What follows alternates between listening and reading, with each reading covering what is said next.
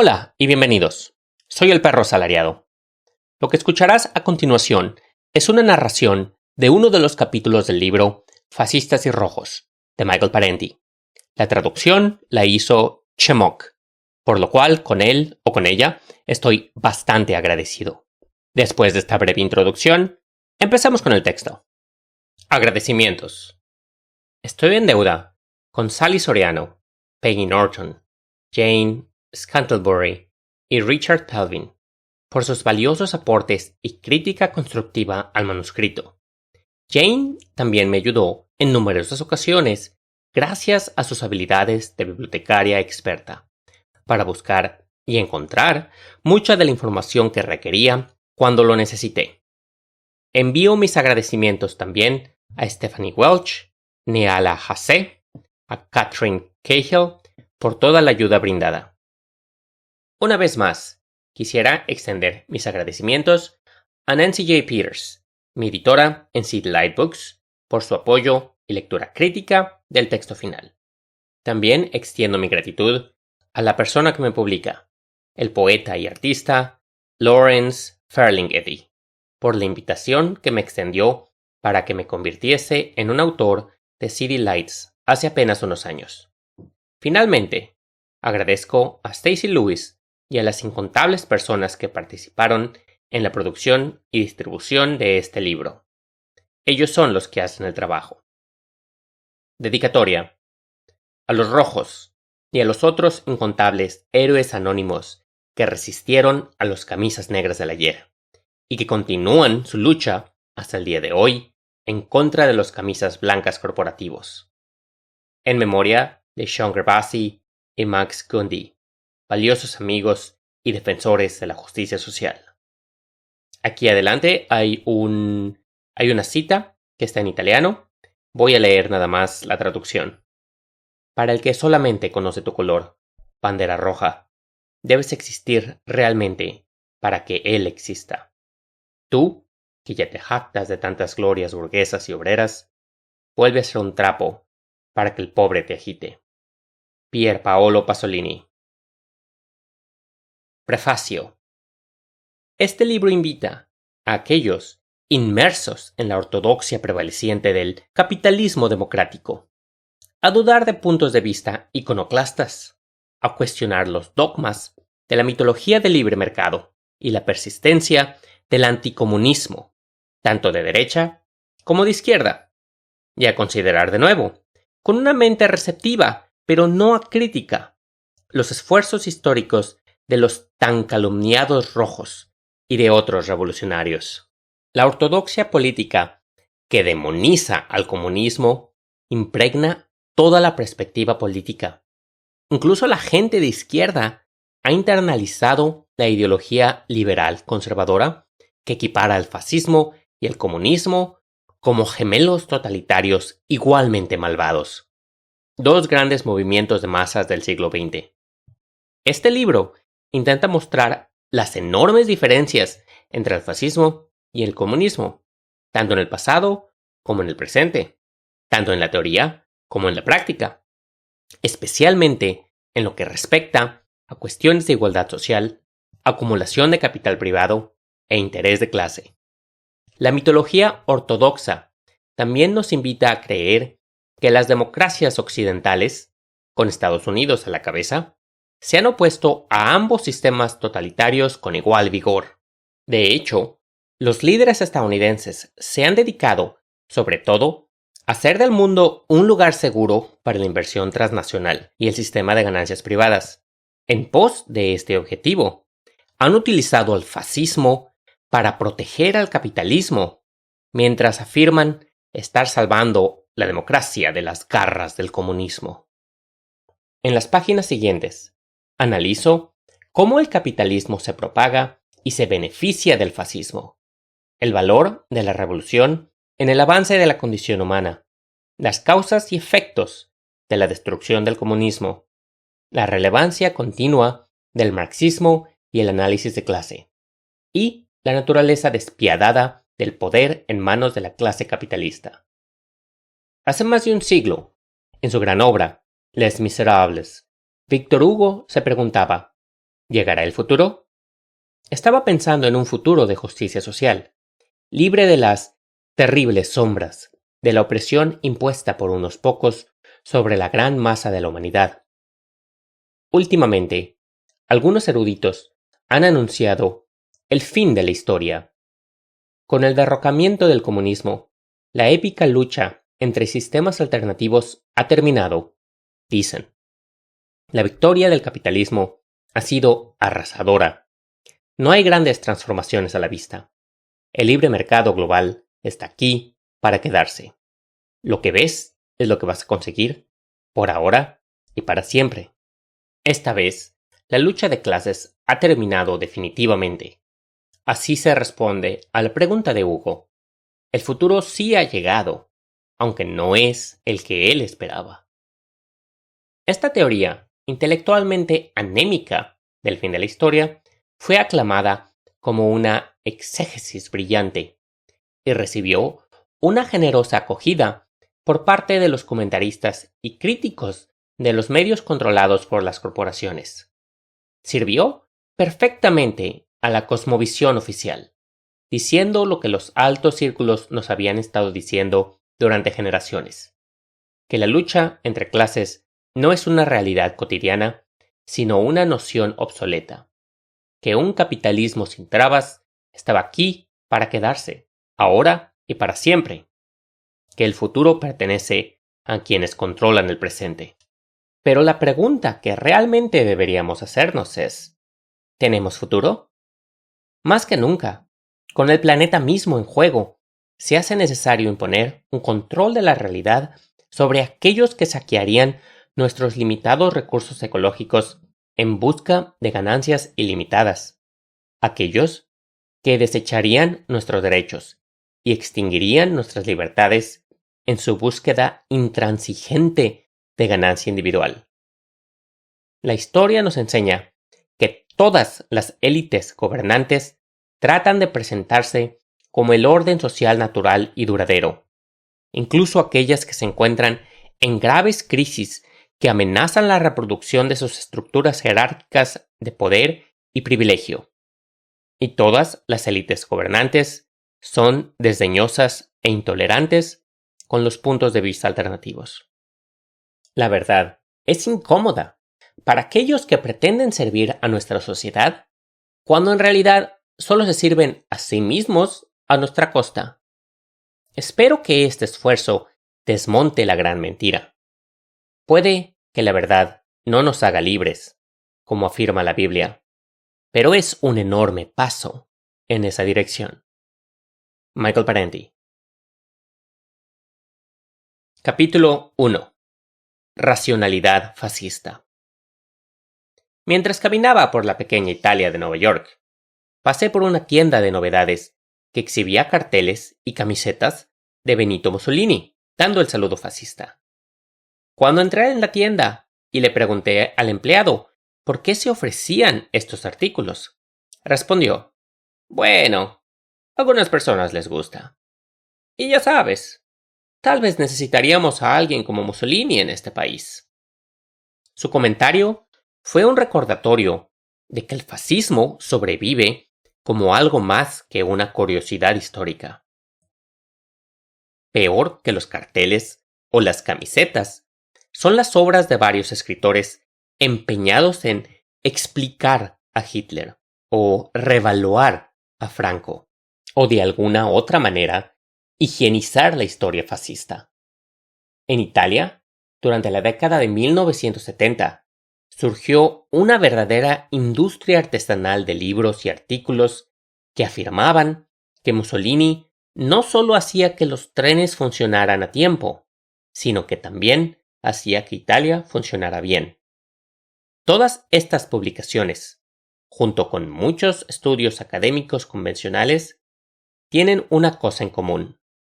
Dicen poco o nada sobre las políticas de clase de Italia fascista y la Alemania nazi.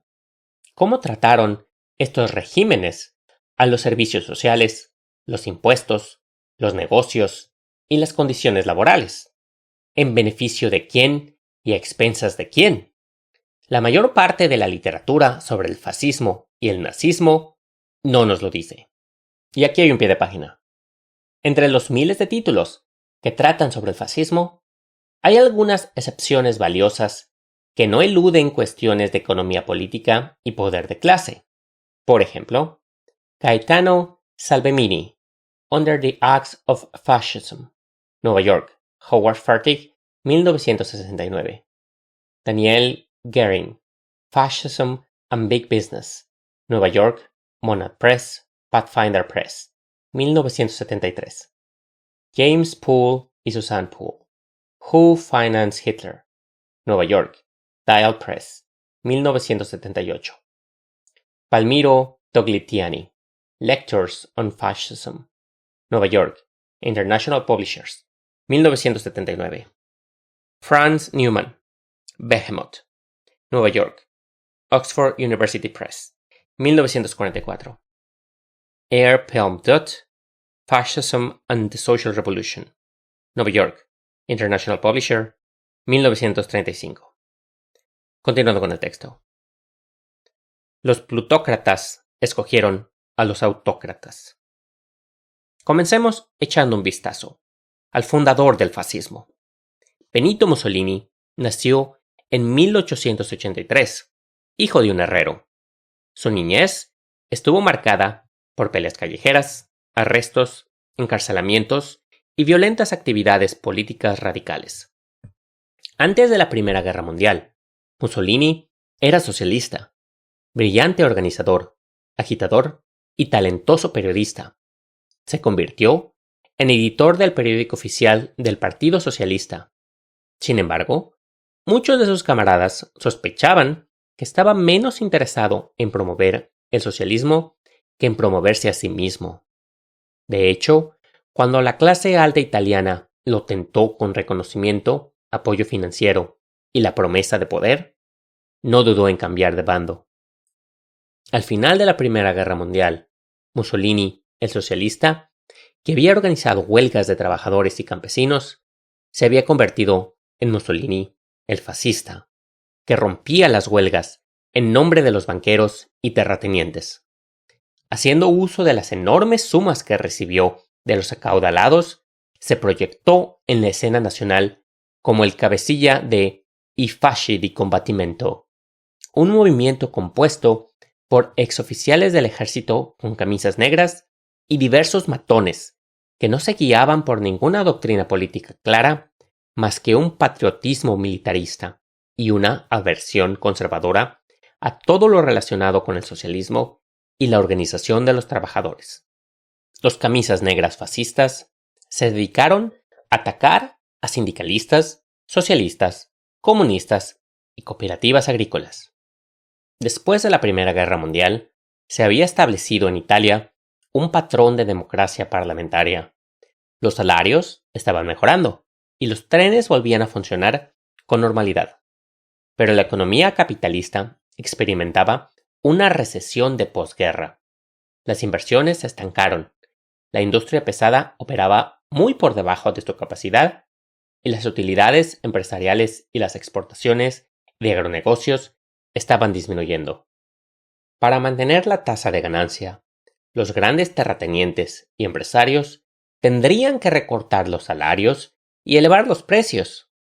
El Estado, a su vez, tendría que proporcionarles subsidios masivos y extensiones de impuestos.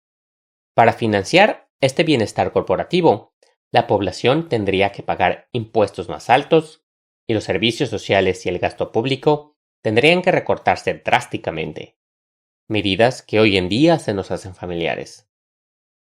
Pero el gobierno no tenía vía libre para seguir por este camino. Para 1921, muchos trabajadores y campesinos italianos estaban sindicalizados y tenían sus propias organizaciones políticas. Habían conquistado el derecho a la organización, junto con mejoras en los salarios y las condiciones de trabajo, luego de manifestaciones, huelgas, boicots, tomas de fábrica y la ocupación forzada de tierras de cultivo. Para imponer la austeridad sobre los trabajadores y los campesinos, los intereses económicos dominantes tendrían que abolir los derechos democráticos que ayudaron a las masas a defender sus modestos niveles de vida. La solución fue aplastar sus sindicatos, organizaciones políticas y libertades civiles. Los empresarios y los grandes terratenientes querían tener a alguien al mando que pudiese quebrar el poder de los trabajadores organizados y los trabajadores agrícolas, e imponer el orden con puño de hierro a las masas. Benito Mussolini, acompañado de sus cuadrillas de camisas negras, parecía el candidato perfecto para esta tarea. Aquí en pie de página. Entre enero y mayo de 1921, los fascistas destruyeron 120 sedes laborales, atacaron 243 centros socialistas, además de otros edificios. Asesinaron a 202 trabajadores, sin contar a los 44 que murieron a manos de la policía y la gendarmería, e hirieron a 1.144. Durante este periodo fueron detenidos 2.240 obreros y solo 162 fascistas. Entre los años de 1921 y 1922, hasta la toma del poder estatal por parte de Mussolini, se prendió fuego a 500 lugares de trabajo y tiendas cooperativas, y se disolvieron 900 municipios socialistas. Third, Fascism and Social Revolution. Página 124. Continuando con el texto.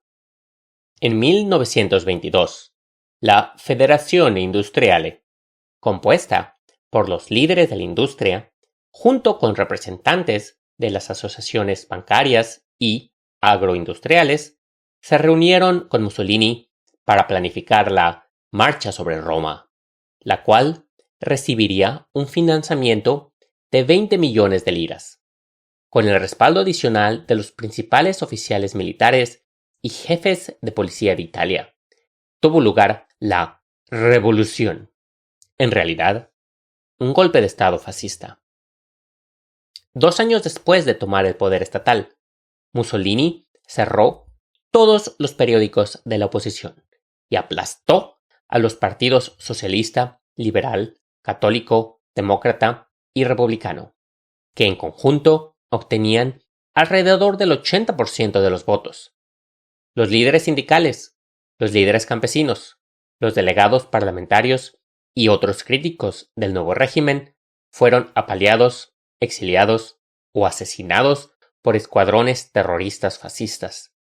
El Partido Comunista Italiano soportó la represión más severa de todas, pero logró mantener una valiente resistencia clandestina que finalmente se convirtió en una lucha armada contra los camisas negras y las fuerzas de ocupación alemanas. En Alemania, tuvo lugar un patrón similar de complicidad entre fascistas y capitalistas. Los trabajadores y campesinos alemanes habían conquistado el derecho a sindicalizarse, la jornada laboral de 8 horas, el seguro de desempleo. Pero para elevar los niveles de ganancia, la industria pesada y las grandes finanzas necesitaban reducir los salarios de sus trabajadores y recibir subsidios estatales masivos, además de recortes de impuestos. Durante la década de 1920, las Sturmabteilung o SA nazis, las tropas de asalto de camisas pardas, financiadas por empresas, se utilizaron principalmente como una fuerza paramilitar antilaboral cuya función era aterrorizar a los trabajadores y campesinos. Para 1930, la mayoría de los magnates habían llegado a la conclusión de que la República de Weimar ya no satisfacía sus necesidades y era demasiado complaciente con la clase trabajadora. Aumentaron considerablemente el dinero destinado a Hitler, impulsando al partido nazi hasta que logró relevancia nacional. Los magnates proporcionaron a los nazis generosos fondos para flotas de automóviles y altavoces para saturar las ciudades y pueblos de Alemania, junto con fondos para organizaciones del partido nazi, grupos juveniles y fuerzas paramilitares. Para el momento de la campaña de 1932, Hitler había reunido suficientes fondos como para volar a 50 ciudades en apenas 2 semanas. Comentario personal: esto es algo excepcional, porque volar antes era muy inusual. Entonces, él voló bastante durante la campaña de 1932. Continuando con el texto. En esa misma campaña, los nazis obtuvieron el 37.3% de los votos, el porcentaje más elevado que lograron obtener en una elección nacional democrática.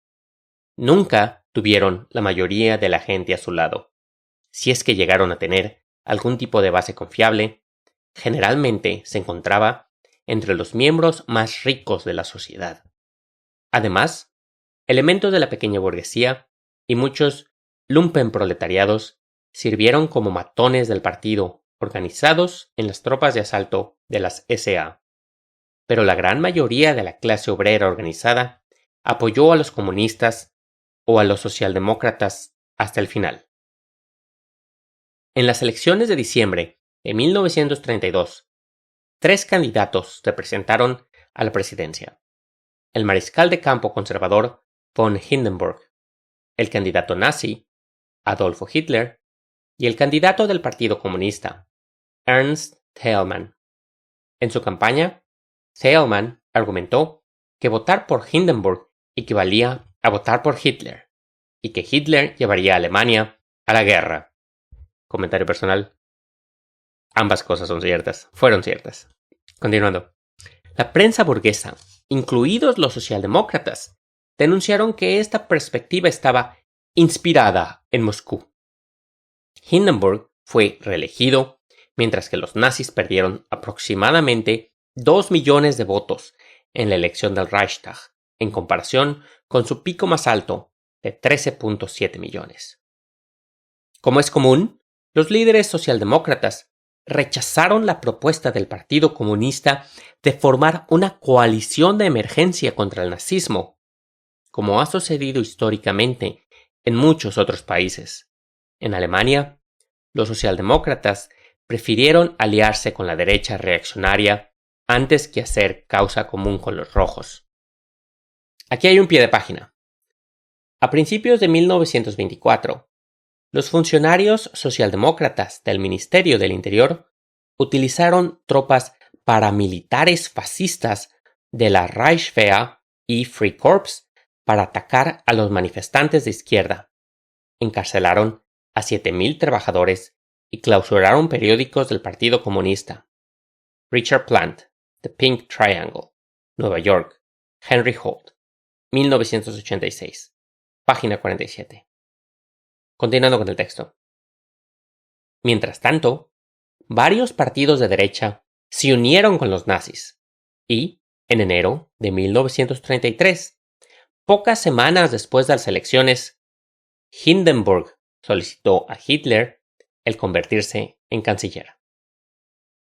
Al asumir el poder estatal, Hitler y sus nazis siguieron una agenda político-económica no muy diferente a la de Mussolini. Aplastaron las organizaciones obreras y erradicaron a los partidos de oposición. Clausuraron los medios de comunicación independientes. Cientos de miles de opositores fueron encarcelados, torturados o asesinados. En Alemania, como en Italia, los comunistas sufrieron la represión política más severa en relación con los demás grupos. Aquí había 2 pueblos, el italiano y el alemán, con diferentes historias, culturas e idiomas, y, supuestamente, con diferentes temperamentos, que terminaron con las mismas soluciones represivas debido a las apremiantes similitudes del poder económico y conflicto de clases que prevalecían en sus respectivos países. En países tan diversos como Lituania, Croacia, Rumania, Hungría y España, surgió un régimen fascista similar que hizo todo lo posible para salvar al gran capital de la imposición democrática. Aquí hay un pie de página.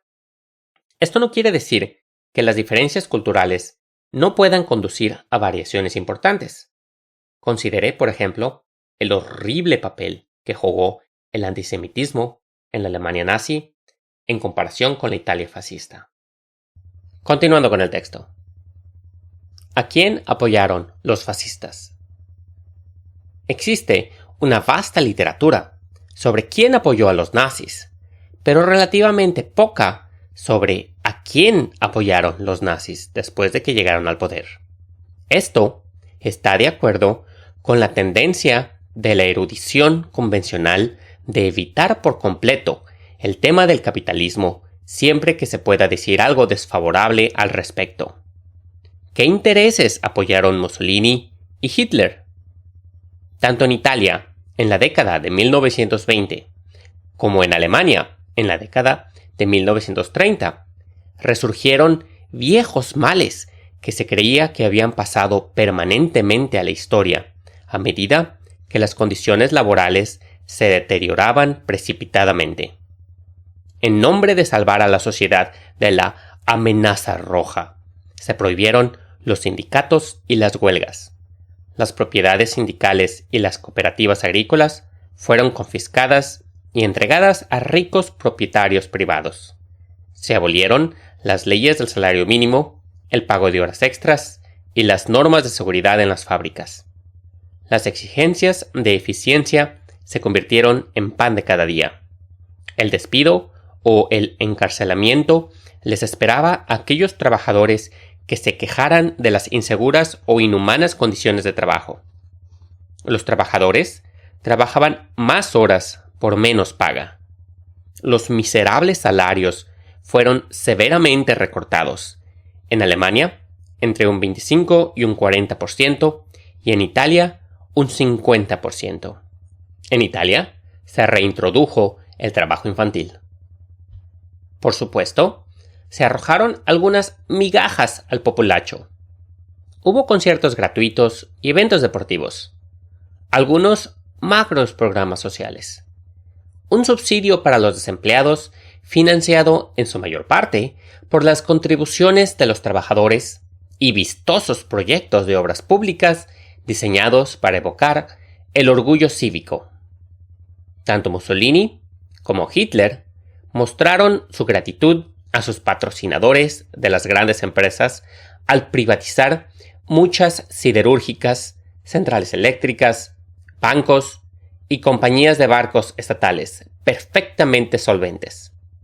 Ambos regímenes recurrieron al erario público para reflotar o subsidiar la industria pesada.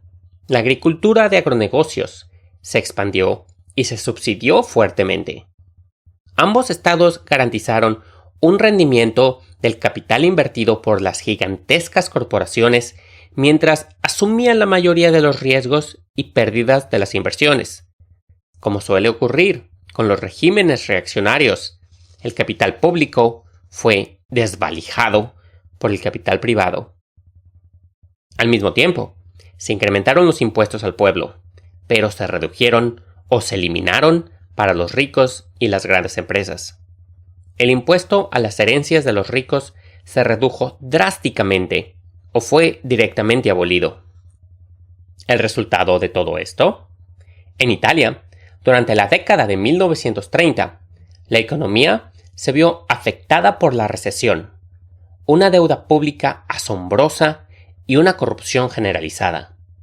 Pero las utilidades empresariales aumentaron y las fábricas de armamentos se afanaron en apurar la producción de armas para la guerra que se avecinaba. En Alemania, el desempleo se redujo a la mitad con la considerable expansión de los trabajos que generó el sector armamentístico. Pero la pobreza aumentó debido a los drásticos recortes salariales.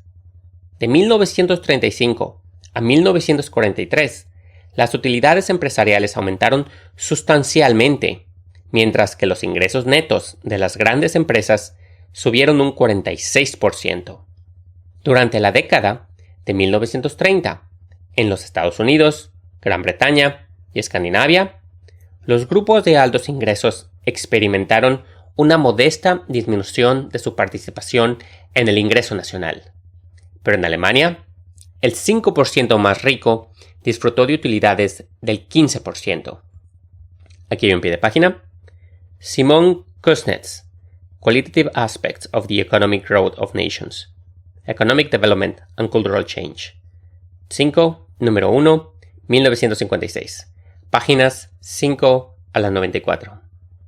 Continuando con el texto.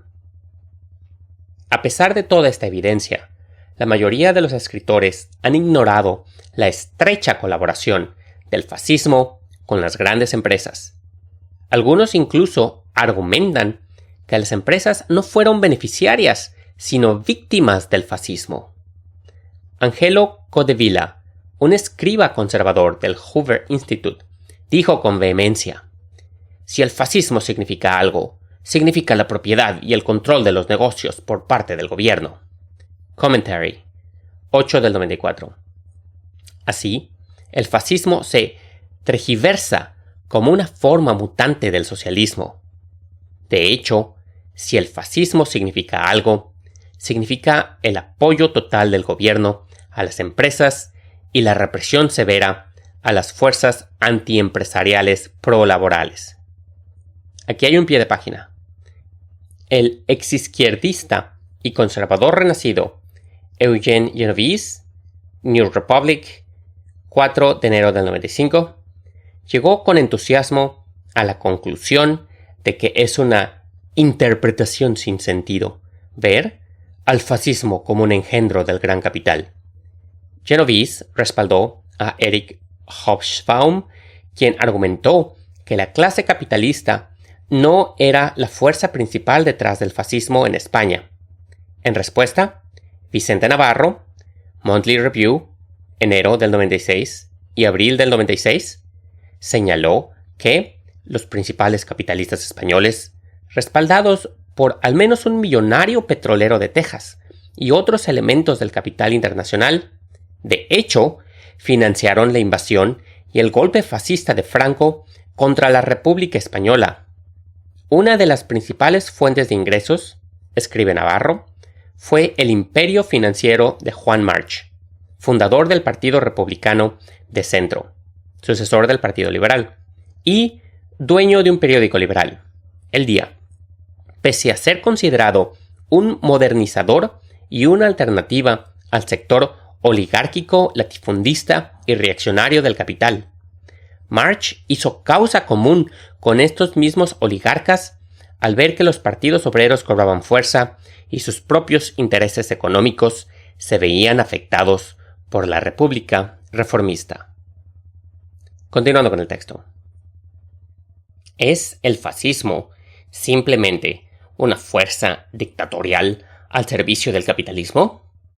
Puede que esa no sea toda su razón de ser, pero ciertamente es una parte importante en su raison d'être, la función a la que el propio Hitler se refirió cuando habló de salvar a los empresarios y banqueros del bolchevismo.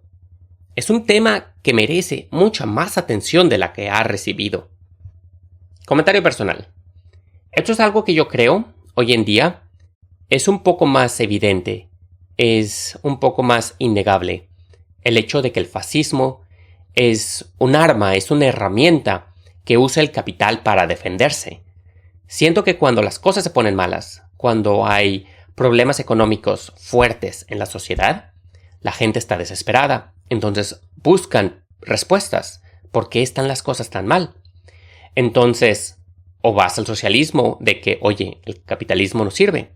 O vas al fascismo que te dice, las cosas están bien, nada más es que el sistema se corrompió. Nada más es que si arreglamos esto, si sacamos, es la culpa de los extranjeros, es la culpa de los musulmanes, es la culpa de los güeros, es la culpa de los extranjeros, es la culpa de... Y sin tener un análisis fuerte, nada más diciendo, es esta la razón. Y tan pronto lo arreglemos, vamos a poder regresar a los buenos tiempos. El socialista, por otro lado, te dice de que los buenos tiempos es una mentira. Las cosas no estaban bien, simplemente estaban bien, pero quizá no eran sostenibles. Era una ilusión pasajera. Entonces, este tipo de crisis que pasan en el capitalismo son recurrentes, son cíclicas, son parte del sistema. Y la gente de arriba cada crisis tras crisis, ellos acaban con más dinero, ellos acaban más ricos. Entonces, es el sistema que está mal y es el sistema que debe abolirse. Continuando con el texto. Si bien los fascistas podrían haber creído que estaban salvando a los plutócratas de los rojos, de hecho, la izquierda revolucionaria nunca fue lo suficientemente fuerte como para tomar el poder estatal en Italia o Alemania. Las fuerzas populares, sin embargo, fueron lo suficientemente fuertes como para reducir las tasas de ganancia e interferir con el proceso de acumulación del capital. Esto frustró los intentos del capitalismo de resolver sus contradicciones internas, trasladando cada vez más sus costos a las espaldas de la población trabajadora. Con revolución o sin revolución, esta resistencia obrera democrática era problemática para los intereses de los acaudalados. Además de servir al capitalismo, los líderes fascistas se sirvieron a sí mismos, obteniendo dinero en cada oportunidad. Su codicia personal y su lealtad de clase eran dos caras de la misma moneda. Mussolini y sus cohortes vivían lujosamente, retosando dentro de los círculos más altos, entre ricos y aristócratas. Los oficiales nazis y los comandantes de las SS amasaron fortunas personales saqueando los territorios conquistados y robando a los presos de los campos de concentración y de otras víctimas políticas.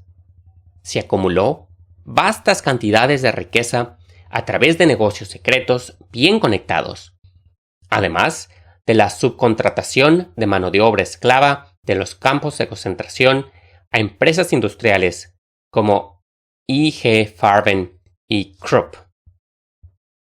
Hitler suele ser retratado como un fanático ideológico al que no le interesaban las vulgaridades materiales. De hecho, acumuló una inmensa fortuna, gran parte de ella de forma cuestionable. Expropió obras de arte del dominio público, robó sumas enormes de las arcas del partido nazi, inventó un nuevo concepto, el derecho de personalidad, que le permitió cobrar una pequeña tarifa por cada sello postal con su imagen, actividad que le hizo ganar cientos de millones de marcos. Aquí hay un pie de página. Ya había un sello de von Hindenburg para honrar su presidencia. El viejo Hindenburg, que no tenía simpatía por Hitler, dijo, sarcásticamente, que haría de Hitler su ministro de correos, porque entonces él, Hitler, va a tener que lamerme mi trasero. Continuando con el texto. La mayor fuente de riqueza de Hitler era un fondo secreto para sobornos, al que los principales empresarios alemanes depositaban regularmente. Hitler sabía que mientras la industria alemana ganara dinero, sus fuentes privadas de dinero serían inagotables. Por lo tanto, se aseguraría de que la industria alemana nunca estuviera mejor que bajo su gobierno, lanzando por un lado gigantescos proyectos de armamento. Aquí en pie de página. Wolf Schwarzweiler, The Unknown Hitler, Bethesda, MD, National Press Books, 1989, páginas 197. Continuando con el texto. O lo que hoy llamaríamos grandes contratos de defensa. Hitler vivió dándose indulgencias en lugar de ser un santurrón. Durante todo el tiempo que ocupó el cargo, obtuvo resoluciones especiales de la Oficina de Impuestos alemana que le permitieron eludir impuestos sobre la renta o la propiedad. Tenía un parque automotor de limusinas, apartamentos privados, casas de campos, un vasto personal de servicio y una majestuosa propiedad en los Alpes. Sus momentos más felices los pasó entreteniendo a la realeza europea, incluidos el duque y la duquesa de Windsor, quienes fueron parte de su club de admiradores. Alabanzas a Adolfo y Benito. El fascismo italiano y el nazismo alemán tenían sus admiradores dentro de la comunidad empresarial estadounidense y la prensa privada. Banqueros, editores y empresarios, incluidos personajes como Henry Ford, viajaron a Roma y Berlín para rendir homenaje, recibir medallas y firmar jugosos contratos. Muchos hicieron todo lo posible por avanzar el esfuerzo de guerra nazi, compartiendo secretos militares e industriales y participando en transacciones secretas con el gobierno nazi, incluso después de que Estados Unidos entrara en la guerra. Aquí hay un pie de página. Charles Higham, Trading with the Enemy, New York, Dell, 1983. Continuando con el texto. Durante la década de 1920 y a principios de 1930, importantes medios de comunicación como Fortune, Wall Street, Saturday Evening Post, New York Times, Chicago Tribune, Christian Science Monitor, elogiaron a Mussolini como el hombre que rescató a Italia de la anarquía y el radicalismo. Hicieron girar fantasías rapsódicas de una Italia resucitada donde la pobreza y la explotación habían desaparecido repentinamente, donde los rojos habían sido vencidos, reinaba la armonía y los camisas negras eran adalides de una nueva democracia. La prensa de la lengua italiana en los Estados Unidos se unió con entusiasmo al coro. Los dos periódicos más influyentes, La Italia de San Francisco, financiado en gran parte por el Bank of America de A.P. Gianni, e Il Progreso de Nueva York, propiedad del multimillonario generoso Pope, miraban con buenos ojos al régimen fascista y sugerían que Estados Unidos podría beneficiarse de un orden social parecido. Algunos disidentes se negaron a sumarse al coro que rezaba «Amamos a Benito». The Nation recordó a sus lectores que Mussolini no estaba salvando la democracia, sino destruyéndola. Progresistas de todas las corrientes y varios líderes sindicales se opusieron al fascismo. Sin embargo, su perspectiva crítica recibió poca exposición en los medios de comunicación privados. Como con Mussolini, también con Hitler, la prensa no miró con poca amabilidad a la dictadura nazi de Der Führer. Se decía por todas partes, denle una oportunidad a Adolfo. Aquello, por supuesto, engrasado con dinero nazi. A cambio de una cobertura más positiva en los periódicos de Hearst, por ejemplo, los nazis pagaron casi 10 veces la tarifa de suscripción estándar del servicio de noticias del INS. A cambio, William Randolph Hearst instruyó a sus corresponsales en Alemania para que presentaran informes amistosos sobre el régimen de Hitler. Los que se negaron fueron transferidos o despedidos. Los periódicos de Hearst incluso abrieron la sección de opinión a destacados líderes nazis, como Alfred Rosenberg y Hermann Göring. A mediados y finales de la década de 1930, Italia y Alemania, aliados con Japón, otro país donde se había afianzado el fascismo, buscaban agresivamente una parte de los mercados mundiales y el botín colonial. Un expansionismo que los puso en conflicto cada vez más con naciones capitalistas occidentales más establecidas como Gran Bretaña, Francia y los Estados Unidos. A medida que la sombra de la guerra se extendía, la opinión de la prensa estadounidense sobre las potencias del eje dio un giro hacia la crítica. El uso racional de una ideología irracional. Algunos escritores enfatizan las características irracionales del fascismo. Al hacerlo, pasan por alto las funciones político-económicas racionales que desempeñó el fascismo. La política es en gran medida la manipulación racional de símbolos irracionales. Por supuesto, esto aplica a la ideología fascista, cuyos llamamientos emotivos han cumplido una función de control de clase. Primero, fue el culto al líder.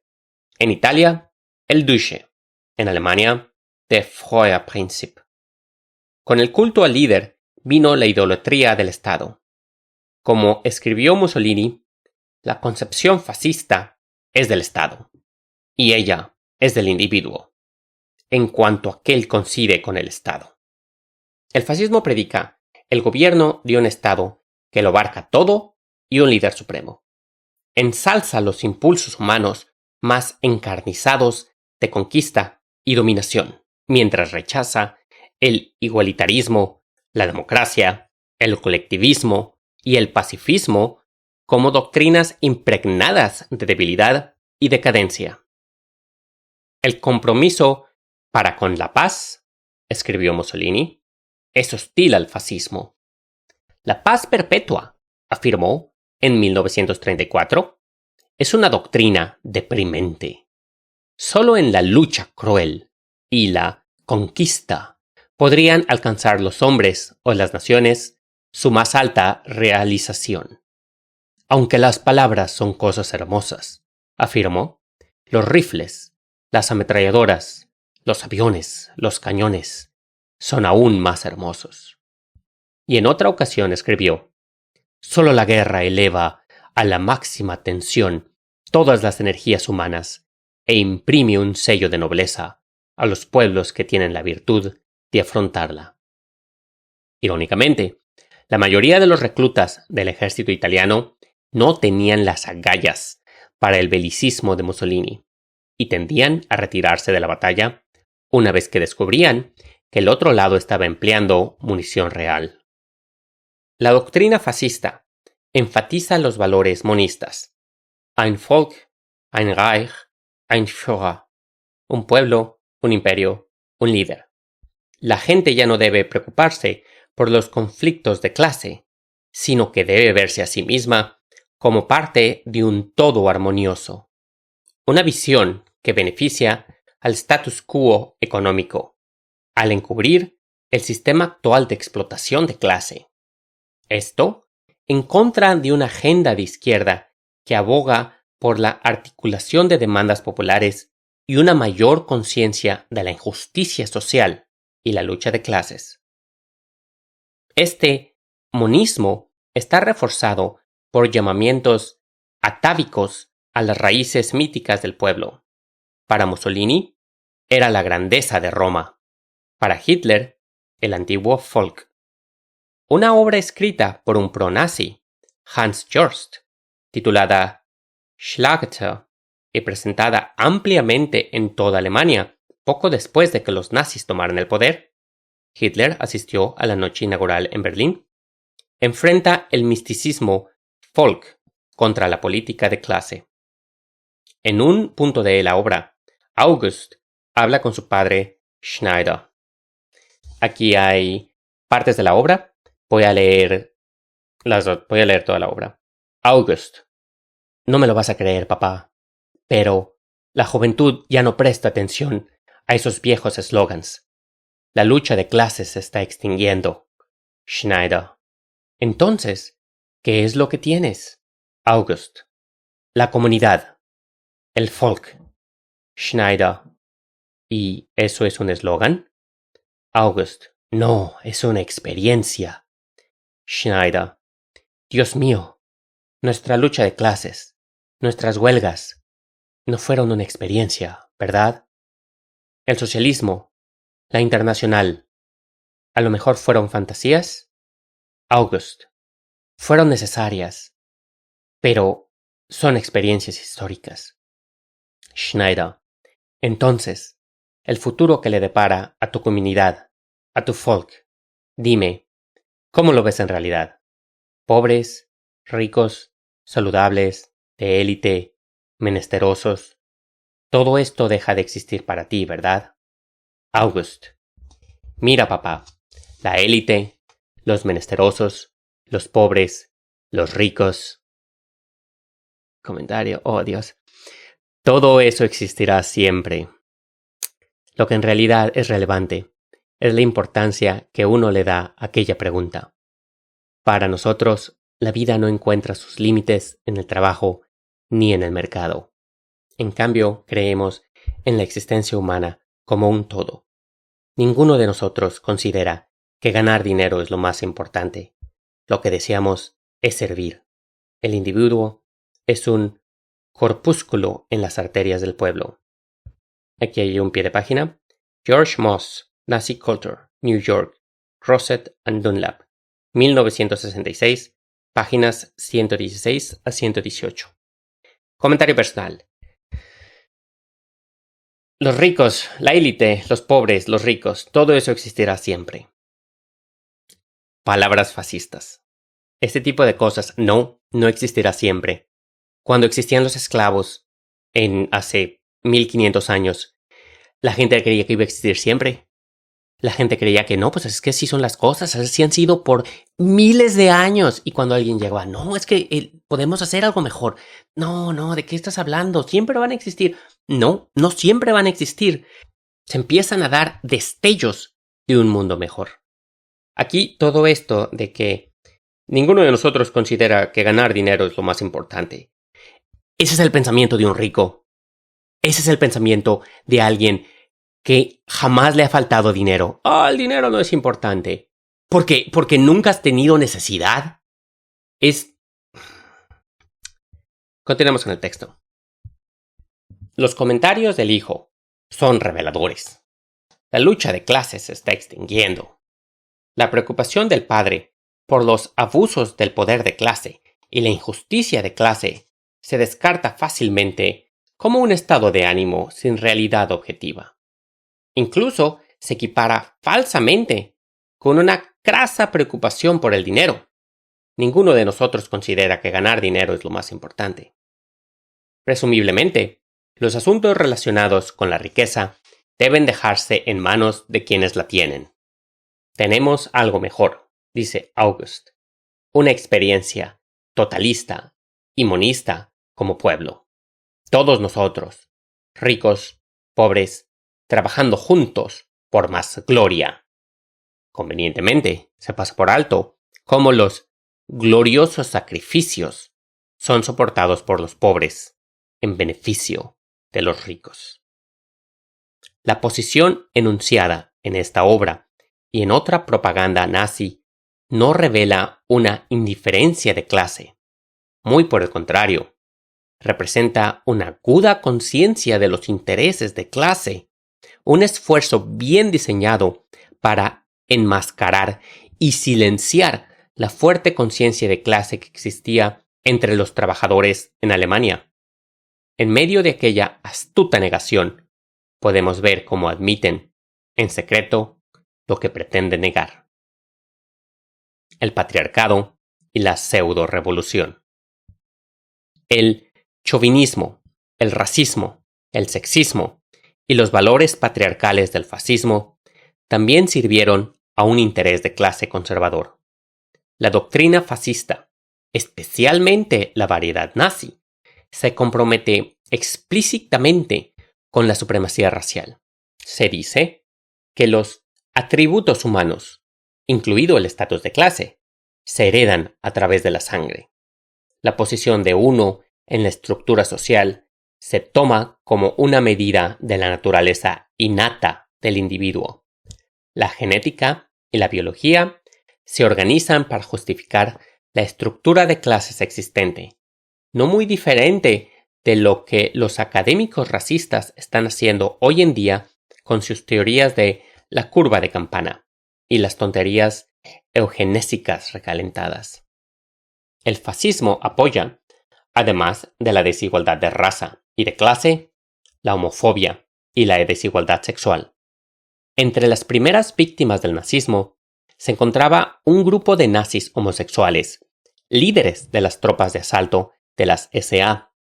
Cuando las quejas sobre el comportamiento abiertamente homosexual de Ernst Röhm, líder de las SA, y algunos de sus camisas pardas, llegaron a Hitler, después de que tomó el poder, emitió una declaración oficial en la que afirmaba que el problema pertenecía puramente al dominio privado y que la vida privada de los oficiales de las SA no podían ser objeto de escrutinio a menos que entrasen en conflicto con los principios básicos de la ideología nacionalsocialista. Las SA paramilitares habían sido utilizadas para ganar la batalla en las calles contra sindicalistas y rojos. Las tropas de asalto actuaron como una fuerza pseudo-revolucionaria que empleó agravios masivos acompañados de una condena retórica del capital financiero. Cuando la membresía de las SA se disparó a 3 millones en 1933, esto fue demasiado incómodo para los grandes industriales y los patricios militares. Habría que acabar con los camorristas callejeros de las SA que denunciaban la decadencia burguesa y exigían que se compartiese la riqueza y se diera conclusión a la revolución nazi. Luego de utilizar a las SA para hacerse del poder estatal, Hitler empleó al Estado para neutralizar a las SA. Ahora, de repente, la homosexualidad de Röhm entró en conflicto con la ideología nacionalsocialista. En realidad, había que decapitar a las SA, no porque sus líderes fueran homosexuales, aunque esa era la razón aducida, sino porque amenazaban con convertirse en un grave problema. Röhm y otros 300 miembros de las SA fueron ejecutados, pero no todos eran homosexuales. Entre las víctimas estaba el experimentado propagandista nazi Gregor Strasser, sospechoso de inclinaciones izquierdistas. Por supuesto, muchos nazis tenían una homofobia virulenta. Uno de los más poderosos de todos, el líder de las SS, Heinrich Himmler, vio a los homosexuales como una amenaza para la masculinidad alemana y la fibra moral de los pueblos teutónicos, ya que un mariquita homosexual no procrearía ni sería un buen soldado. La homofobia y el sexismo de Himmler se unieron cuando dijo: en Estados Unidos, cuando un hombre mira a una mujer, puede ser obligado a casarse o a pagar daños y prejuicios. Es por eso que los varones estadounidenses se protegen volviéndose homosexuales. Las mujeres estadounidenses son como hachas de batalla. Castran a los varones. Aquí hay un pie de página. Richard Plant, The Pink Triangle, página 91. Así habló una de las grandes mentes del nazismo. Con el tiempo, Himmler logró extender la opresión de los homosexuales más allá de los líderes de la SA. Miles de civiles homosexuales perecieron en los campos de concentración de las SS. Históricamente, las mujeres han intentado limitar el número de hijos que tienen cada vez que han tenido la oportunidad. Esto plantea un problema potencial para un patriarcado fascista que necesita un gran número de soldados y trabajadores en la industria armamentística. Las mujeres son menos capaces de hacer valer sus derechos de procreación si se mantienen subordinadas y dependientes. De modo que la ideología fascista ensalzaba la autoridad patriarcal. Todo hombre debe ser esposo, padre y soldado, dijo Ildusche. La mayor vocación de la mujer era cultivar sus virtudes domésticas, atendiendo devotamente a las necesidades de su familia, mientras daba luz tantos hijos para el Estado como pudiera. La ideología patriarcal estaba vinculada a una ideología de clase conservadora que veía todas las formas de igualdad social como una amenaza para el conjunto jerárquico de los privilegios. El patriarcado reforzó la plutocracia.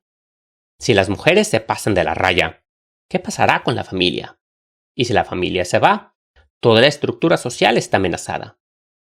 ¿Qué pasará entonces con el Estado y con la autoridad, los privilegios y la riqueza de clase dominante? Los fascistas fueron defensores recalcitrantes de lo que hoy se llama valores familiares.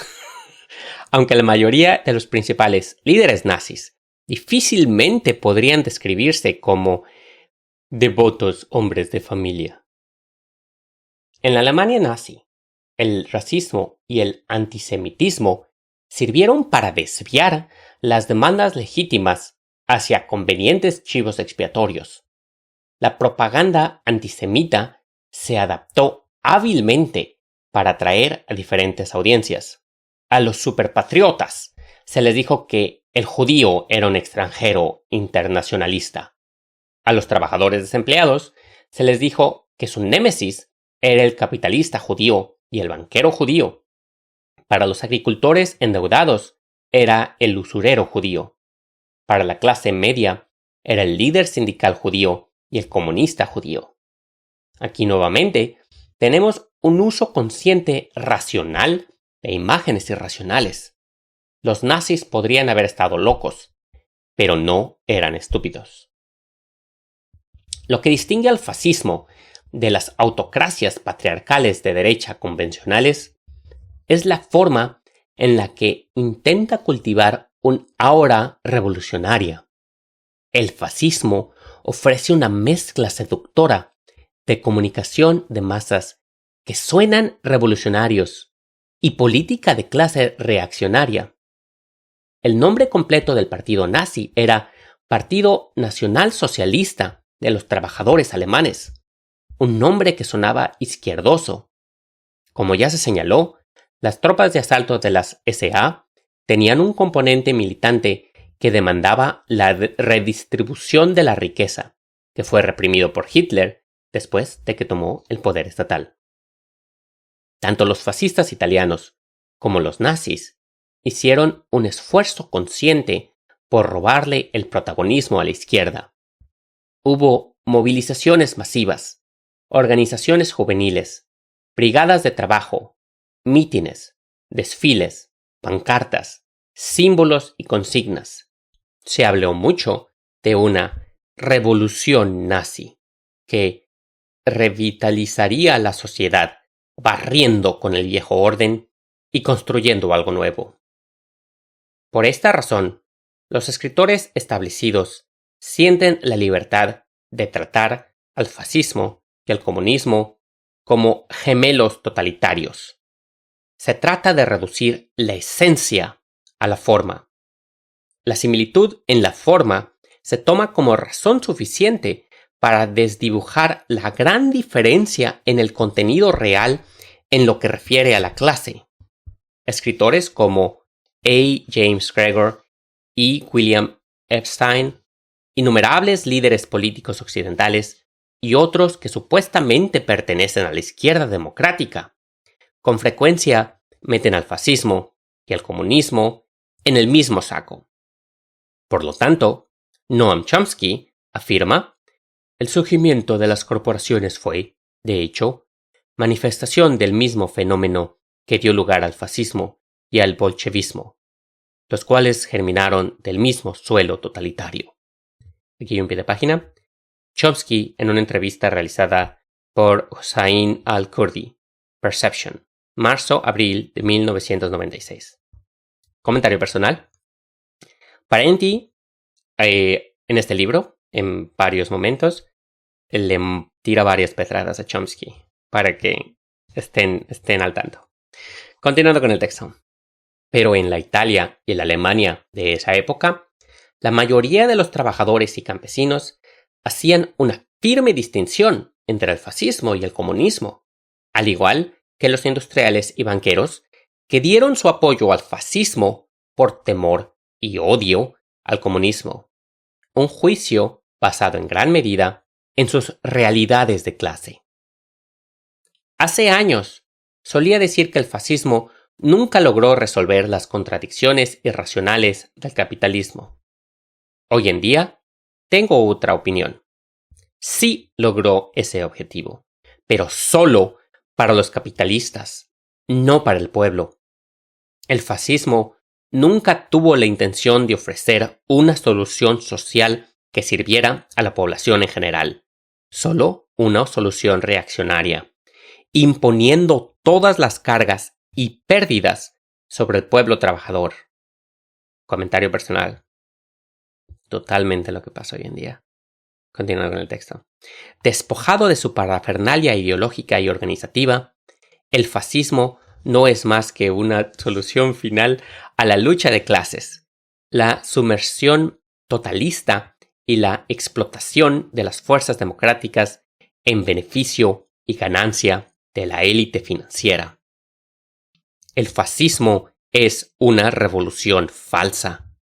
Cultiva la apariencia de política popular y una aura revolucionaria sin ofrecer un verdadero contenido de clase revolucionario.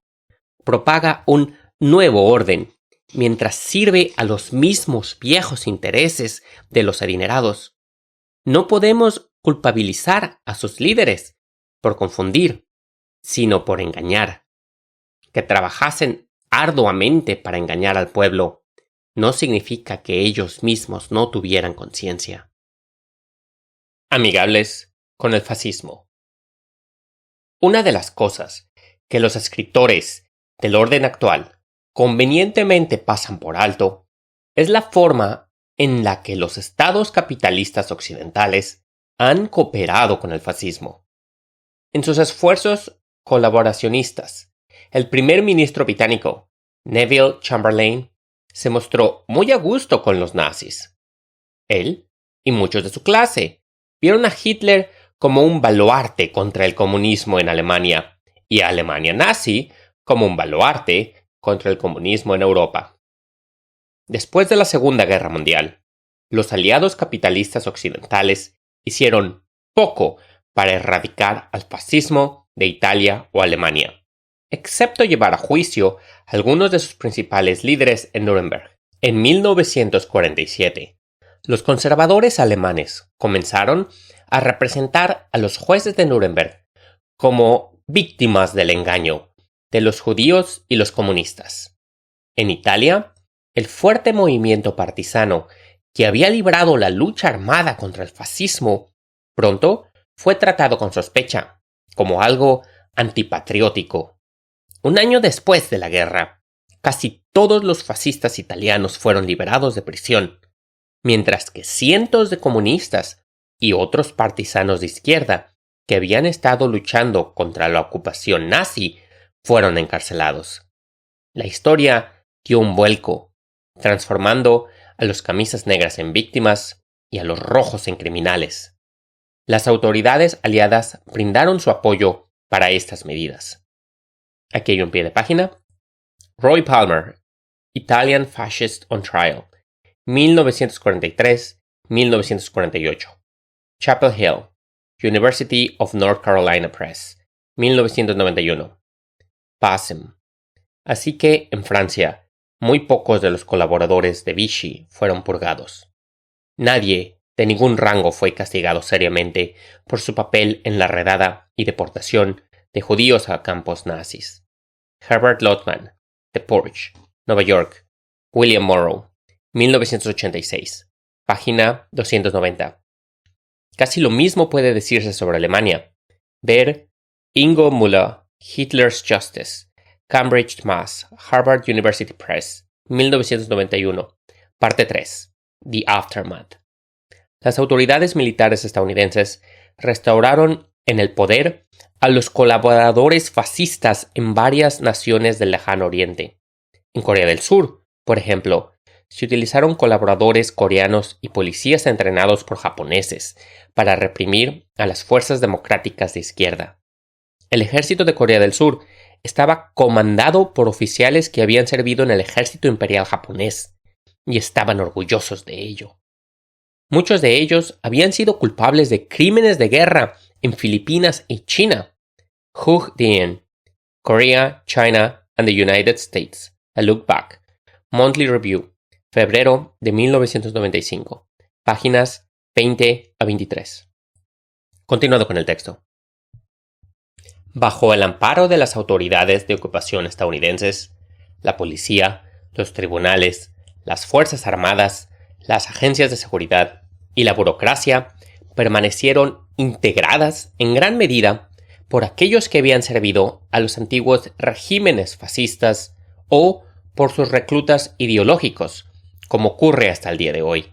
Los perpetradores del Holocausto asesinaron a 6 millones de judíos, medio millón de gitanos, miles de homosexuales, varios millones de ucranianos, rusos, polacos y otros, y se salieron con la suya. En buena parte, porque las mismas personas que se suponía debían investigar estos crímenes fueron ellos mismos cómplices. En comparación, cuando los comunistas se hicieron cargo en Alemania Oriental, eliminaron alrededor del 80% de los jueces, maestros y funcionarios que habían colaborado con los nazis.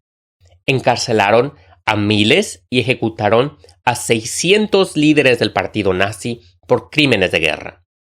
Habrían fusilado a más criminales de guerra si no hubiesen huido tantos al abrazo protector de Occidente. Comentario. Muchos nazis acabaron cruzando el Atlántico y se cambiaron el nombre y acabaron en Estados Unidos, en Canadá, en otros países, y es ahí donde eventualmente acabamos con el Congreso canadiense dándole una ovación de pie a un criminal de guerra. ¿Cómo es eso posible? Segundo comentario acerca de lo que pasó en Canadá. Platiqué de eso con alguien y recuerdo que me decían, no, es que hicieron un error, no se fijaron. ¿Cómo no se fijan? Estás dejando entrar a alguien al Congreso canadiense. Alguien sabía. Sí, quizá Trudeau no sabía, no sé. Pero alguien sabía lo que esa persona había hecho. Era muy fácil de revisar y lo dejaron pasar. ¿Por qué? No sé. Se los dejo a su consideración personal. Continuando con el texto. ¿Qué pasó con las empresas estadounidenses que colaboraron con el fascismo? El Chase National Bank de la familia Rockefeller usó su oficina en París de Vichy, Francia, para ayudar a lavar dinero alemán, para facilitar el comercio internacional nazi durante la guerra, y lo hizo con total impunidad. Aquí en pie de página. Después de la guerra, David Rockefeller aclamó a Hermann Abs, director del Deutsche Bank y, de hecho, el inversor de Hitler, como el banquero más importante de nuestro tiempo. Según su obituario del New York Times, Abs desempeñó un papel importante en la reconstrucción de Alemania Occidental después de la Segunda Guerra Mundial. Ni el Times ni Rockefeller dijeron una sola palabra sobre las conexiones nazis de Abs, las incursiones depredadoras de su banco en la Europa ocupada por los nazis y su participación como miembro de la junta de I.G. Farben sobre el uso de mano de obra esclava en Auschwitz. Robert Carr Miller, Portland Free Press, septiembre-octubre de 1994. Continuando con el texto. Corporaciones como DuPont, Ford, General Motors, EITT poseían fábricas en países enemigos que producían combustible, tanques y aviones que causaban estragos en las fuerzas aliadas. Después de la guerra, en lugar de ser procesada por traición, ITT recaudó $27 millones del gobierno de los Estados Unidos por daños de guerra infligidos a sus plantas alemanas por los bombarderos aliados. General Motors recaudó más de $33 millones. Los pilotos recibieron instrucciones de no atacar fábricas en Alemania que fueran propiedad de empresas estadounidenses. Así, Colonia fue casi arrasada por los bombardeos aliados, pero su planta de Ford, que proporcionaba equipo militar al ejército nazi, quedó intacta. De hecho, los civiles alemanes comenzaron a utilizar la planta como refugio antiaéreo. Aquí en pie de página, Charles Hypham, Trading with the Enemy. Continuando. Durante décadas, los líderes estadounidenses han contribuido para mantener vivo el fascismo italiano. De 1945 a 1975, las agencias gubernamentales de los Estados Unidos dieron un estimado de $75 millones a organizaciones de derecha italiana, incluidas algunas con estrechos vínculos con el neofascista Movimiento Social Italiano, MSI. En 1975, el entonces secretario de Estado Henry Kissinger, comentario personal, tenía una botella de vino espumoso con el nombre de ese individuo que bebí el día en que falleció. Continuando con el texto. Se reunió en Washington con el líder del MSI, Gregorio Almirante, para discutir qué alternativas podrían considerarse en caso de que los comunistas italianos ganaran las elecciones y tomaran el control del gobierno. Comentario. Esto es algo que la amplia mayoría de gente no sabe. Pero en Italia, el Partido Comunista Italiano tenía victorias significativas en las elecciones parlamentarias. En los 60s fueron la segunda fuerza popular más grande. Y en la elección de 1976 quedaron con un porcentaje del 34.4% de la población, cuando el partido que ganaron las elecciones quedaron con un 38.7%, o sea, bastante reñido. Pero eso es algo que hoy en día no lo escuchas. Y tenían estos buenos resultados a pesar de la guerra sucia que había en contra del partido. Pero ya ven, vamos a seguir leyendo de la guerra sucia que hubo del partido. Creo que va a mencionar un par de cosas más. Continuando con el texto. Cientos de criminales de guerra nazis encontraron refugio en los Estados Unidos, ya sea viviendo en un cómodo anonimato o como empleados de las agencias de inteligencia de los Estados Unidos durante la Guerra Fría, y disfrutando de la protección de personas de alto rango. Algunos de ellos llegaron a ser asesores de la campaña para candidatos republicanos a la presidencia, tales como Richard Nixon, Ronald Reagan y George Bush. Aquí en pie de página. Uno de ellos, Bolesław Majkowski, un jefe de policía letón que huyó a Alemania Occidental para escapar de las investigaciones soviéticas sobre crímenes de guerra y luego a los Estados Unidos, estuvo fuertemente implicado en la matanza nazi de más de 200 aldeanos letones. Sirvió durante un tiempo en un subcomité del Partido Republicano para elegir al presidente Nixon.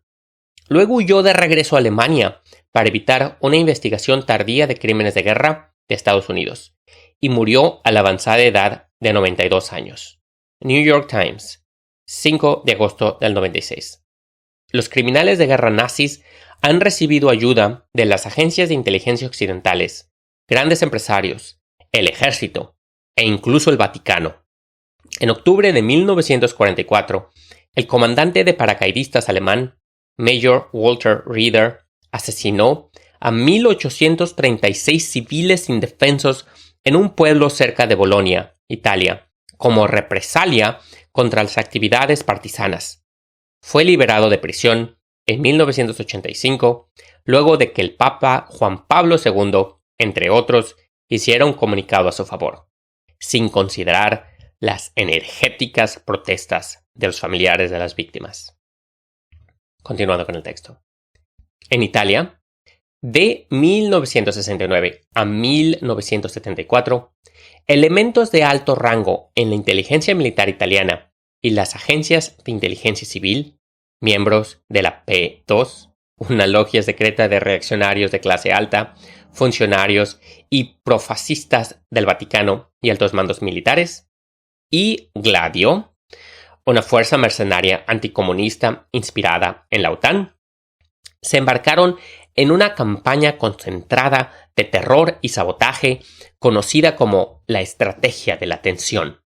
Entre los participantes podemos encontrar a un grupo neofascista secreto llamado Ordine Nuovo, funcionarios de la OTAN, miembros de los Carabinieri, jefes de la mafia, 30 generales, 8 almirantes y masones influyentes como Licio Gelli, un criminal de guerra fascista reclutado por la inteligencia estadounidense en 1944.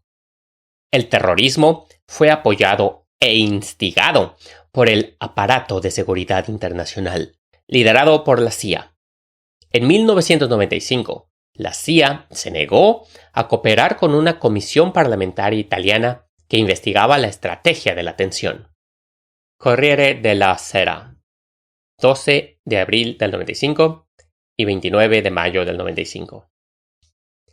Los conspiradores terroristas llevaron a cabo una serie de secuestros, asesinatos y masacres con bombas y stragi, entre ellas la explosión que mató a 85 personas e hirió a unas 200 más, muchas de ellas de gravedad, en la estación de tren de Bolonia, en agosto de 1980.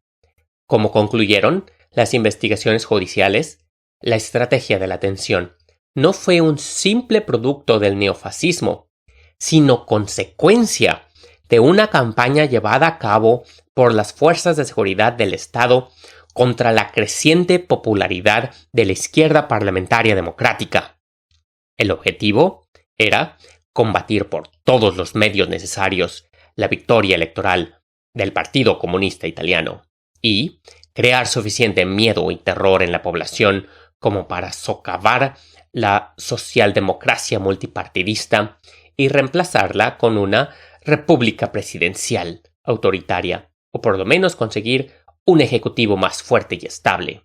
La República, 9 de abril del 95, Corriere della Sera, 27 de marzo del 95, 28 de marzo del 95, 29 de mayo del 95. Absolutamente triste lo que pasa en Italia. Yo creo que Italia tenía un crecimiento industrial fuertísimo en los 60s, 70s y se vino abajo justo cuando los reaccionarios volvieron a tomar control de todas las cosas. Coincidencia, no lo sé. Y tenían un partido comunista muy fuerte y fueron los que resistieron a Mussolini. Pero ya ves, y ahorita Italia, o sea, lo que es la Italia, es bastante reaccionaria. Continuando con el texto. En la década de 1980, decenas de personas fueron asesinadas en Alemania, Bélgica y otros lugares de Europa Occidental por la extrema derecha al servicio de las agencias de seguridad del Estado. Z Magazine, marzo de 1990. La mayoría de estos actos de terrorismo no fueron reportados por los medios de comunicación estadounidenses privados. Al igual que con la anterior estrategia de la tensión en Italia, los ataques fueron diseñados para crear suficiente temor e incertidumbre popular como para socavar las existentes socialdemocracias. Las autoridades de estos países de Europa Occidental y de los Estados Unidos han hecho poco para desenmascarar las redes neonazis. A medida que se vuelve insoportable el ardor a fascismo, se nos recuerda que los herederos de Hitler todavía están con nosotros y que tienen vínculos peligrosos entre sí y dentro de las agencias de seguridad de varias naciones capitalistas occidentales. En Italia, en 1994, las elecciones nacionales resultaron en el triunfo de la Alianza Nacional, una versión ampliada del MSI neofascista, en coalición con una liga de separatistas del norte y Forza Italia, un movimiento cuasi fascista encabezado por Silvio Berlusconi, empresario de élite y dueño de importantes medios de comunicación.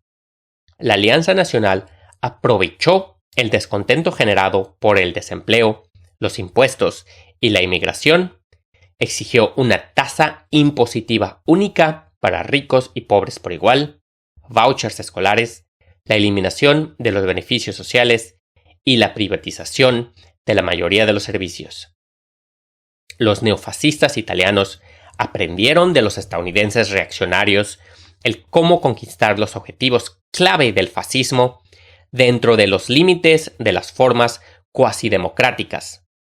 Hacer uso de un alegre optimismo reaganiano, reemplazar a los militaristas de botas altas por showmans mediáticos, convencer a la gente de que el Estado es el enemigo, particularmente en lo que refiere a los servicios sociales, mientras se fortalecen las capacidades represivas del Estado, instigar la hostilidad racista, los antagonismos entre la población residente y los inmigrantes, predicar las virtudes míticas de libre mercado y buscar medidas fiscales y de gasto que redistribuyan el ingreso hacia arriba.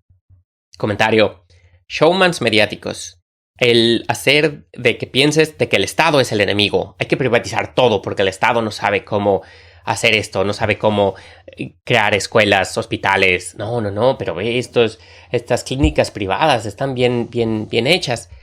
El Estado es del pueblo y por el pueblo. Si no sirve es porque el pueblo no está involucrado. Hay que involucrarse, caray. Y hay que cambiar ese chip. Esas clínicas privadas van a estar ahí mientras salga dinero. No están haciendo un servicio, están obteniendo una ganancia. Y mientras las dos sean la misma cosa, excelente. Pero el momento en el que no lo sea, se van a ir o él va a ir en picada. Ellos quieren sacar ganancia a toda costa. Siempre. O sea, las personas no. Pero las corporaciones, una entidad fiscal, sí. Es su motivo de vivir. Continuando con el texto. Los conservadores de las naciones occidentales utilizan formas más sutiles de la comunicación de masas fascista. En los Estados Unidos, propagan consignas que suenan populistas al estadounidense promedio, mientras presionan silenciosamente por medidas que sirven a los intereses de las personas y las corporaciones más ricas. En 1996, el presidente de derecha de la Cámara de Representantes, Newt Gingrich, mientras proponía una nueva agenda regresista que supuestamente revitalizaría a toda la sociedad, anunció: «Soy un auténtico revolucionario». Ya sea en Italia, Alemania, Estados Unidos o cualquier otro país, cuando la derecha ofrece una nueva revolución o un nuevo orden, esto está al servicio de los mismos viejos intereses de los adinerados, llevándolos por ese viejo camino de reacción y represión que tantos países del tercer mundo se han visto obligados a recorrer.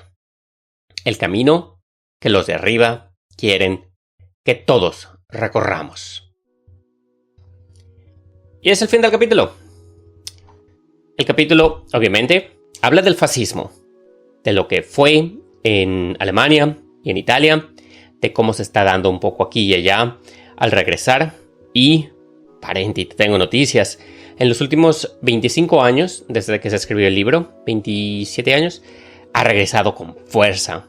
Nos están dando muy duro en Estados Unidos, en Italia, en Francia, en Alemania, en Suecia,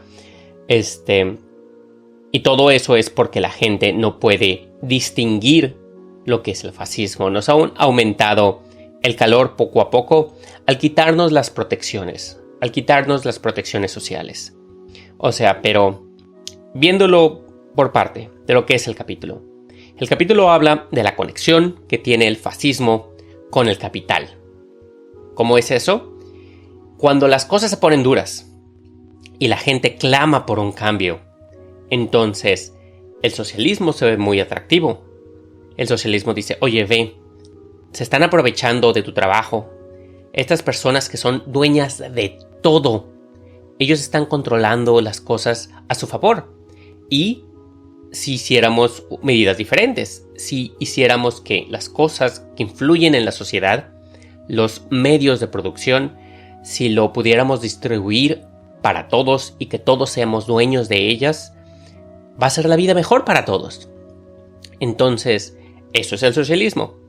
El fascismo, por otro lado, dice: oye, ve, nosotros antes la pasábamos bien y nos han descobijado. ¿Quiénes nos han descobijado? Esos indeseables. Esa retórica del fascismo no amenaza la propiedad privada de los grandes capitalistas. No amenaza a las personas que lo tienen todo. Que lleguen los rojos al poder, que lleguen los socialistas, eso sí los amenaza.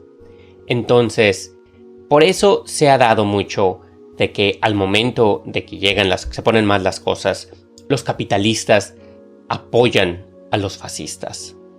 Y no solo los capitalistas locales, sino los capitalistas fuera del país, con Estados Unidos a la cabeza. Ellos dieron apoyo económico, apoyo diplomático bastante fuerte a neonazis, ya sea en Italia, ya sea en Francia, para que frenaran a los rojos, porque los comunistas, tanto en Francia como en Italia, habían tenido bastante éxito, pero eso no se podía permitir. Entonces quedamos con una estructura de derecha, de extrema derecha, que sigue viva, sigue fuerte y está resurgiendo, porque lo que son partidos comunistas, partidos socialistas, han sido acabados en Europa y en todos lados. O sea, si lo véanlo también en Latinoamérica. Hay Operación Cóndor llegándonos muy chido a nosotros. Pero también tiene que ver la propaganda. Vivimos a la sombra de los Estados Unidos de forma mediática.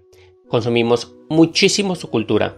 Al menos yo te puedo decir que yo lo hice bastante. Y yo tenía esta concepción del comunismo que era absurda. Pero eso es el valor de la propaganda. El valor de equiparar al fascismo con el comunismo. Decir que tanto el comunista como el fascista son asesinos, son personas hambrientas de poder que van a mandar a personas a morir a cámaras de gas o a campos de exterminio. Decir que no les importa nada y nada más quieren reprimir al pueblo y tener policía secreta y desaparecer gente de las calles. Eso también es algo que se les va a caer el teatro eventualmente. Estoy grabando esto en el 2024 y el ascenso de China no puede ser negado durante mucho tiempo más, y es algo que la gente se va a dar cuenta porque eventualmente la cultura china nos va a estar llegando y van a decir, oye, mira, pueden viajar por el país y tienen libertad de expresión y tienen derecho a hacer lo que gusten y viajar, o sea, fuera del país, y tienen libertades que nosotros pensábamos que la gente que está lavada del cerebro piensa que no tienen.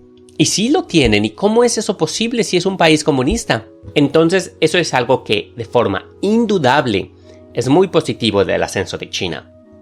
Porque ya no se va a poder negar ese tipo de cosas.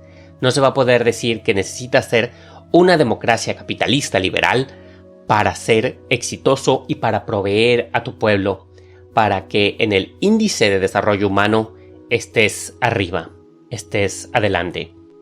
Pero paso a paso, capa por capa se deben de quitar de lo que la propaganda anticomunista nos ha hecho en el cerebro, para que así podamos ver quiénes nos han mentido y qué es lo que no quieren que consideremos.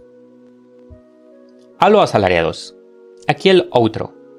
Primero, y antes que nada, quiero dar un gran agradecimiento a Chemok, al equipo que hizo posible la traducción de este libro. Ellos desaparecieron, entonces jamás pude consultar con ellos o pedir su autorización para hacer esta narración, pero creo que ellos estarán muy de acuerdo. Si algún día, Chemok, estás escuchando esto, me gustaría mucho agradecerte personalmente por el servicio que estás haciendo, camarada. Acerca del libro, Fascistas y Rojos, es un libro de Michael Parenti, el cual es bastante bueno para las personas que se inician en esto del socialismo. Si tú eres nuevo en el socialismo, te atraen ciertas ideas, pero tienes dudas de ciertas cosas, este libro es excepcionalmente bueno, lo digo yo, y mi misma experiencia se puede ver replicada en otros, de que este libro es muy muy bueno para desmentir ciertas cosas que son pura propaganda. Entonces, qué bueno que Chemok hizo la traducción, y con esta narración espero que si me estás escuchando en el camión, en la combi, yendo al trabajo, haciendo ejercicio, esto te sea provechoso y esto pueda ayudarte a ti a tener otra visión de las cosas.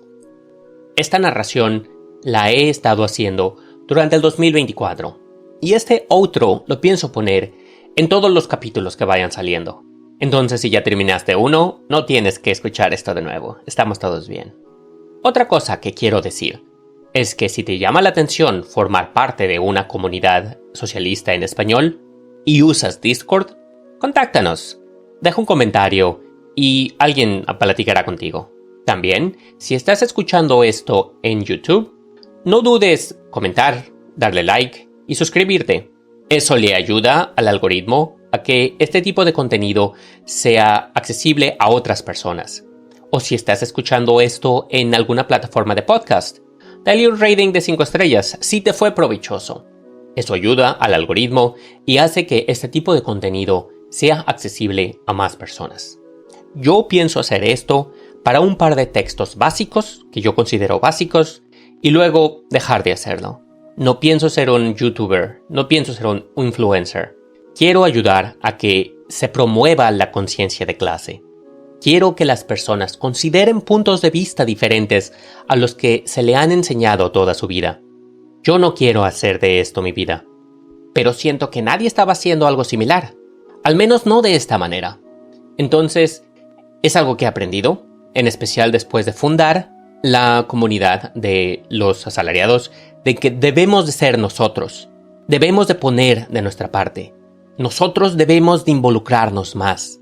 Si hay algo en el mundo que tú crees que debería cambiar, pero no te sientes que eres experto, no sientes que tienes la calidad o el conocimiento, nadie más lo va a hacer.